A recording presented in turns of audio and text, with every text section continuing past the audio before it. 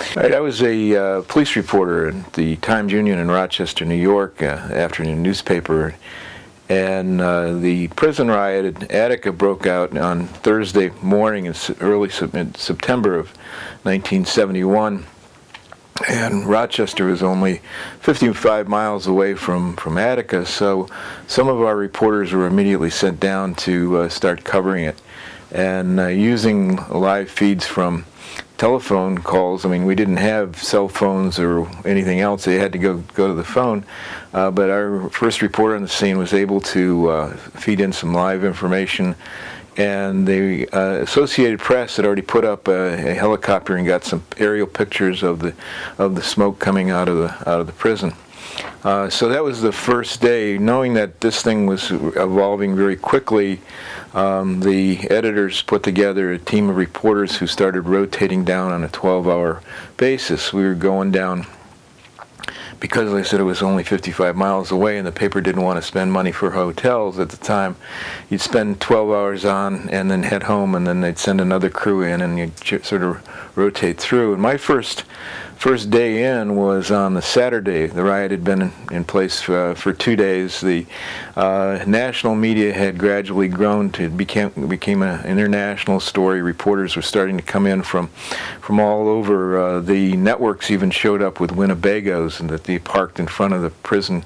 The New York Times took over the house that was right across the street from the prison, turned the dining room into the copy desk, and sent editors and reporters up from New York. And there was just a constant flow of activity as the story ratcheted up from a national to an international story. Eventually, BBC and Agence France Presse sent reporters. The riot was a standoff for a little more than 4 days. There were a bunch of hostages who were taken in the early minutes of the riot by the inmates, and they were all confined into D yard. It was an open yard. It was an exercise yard, but all of the rioters and the inmates were being held there in D yard.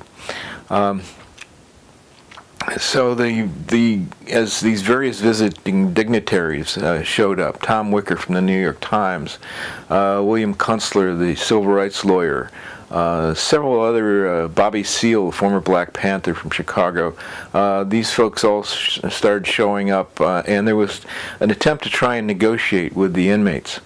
Then what had occurred at the beginning of the riot was one of the guards, a fellow by the name of Bill Quinn, was seriously injured when the inmates were taking the prison.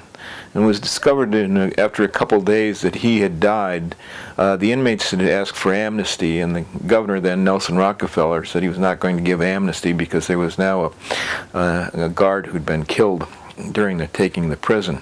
Now you got to realize that the prison at this time, Attica, was a very bad place to be, both for the inmates and for the guards.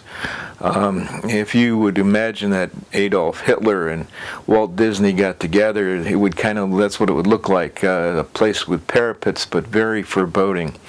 It was a place where multiple time offenders were being sent from all over New York State. And the conditions in the prison were quite bad at the time. Some of the demands from the inmates, for instance, they wanted more than one shower a week, more than one roll of toilet paper a week.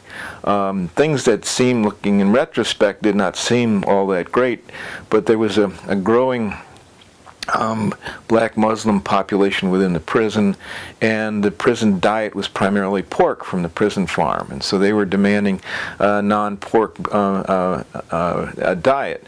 A bunch of other things were fomenting at the time. There was sort of a political feeling in the air. It's 1971. There's riots in the streets against Vietnam, general unrest. Woodstock had just been a couple years before, so that there was a real sense of change going on.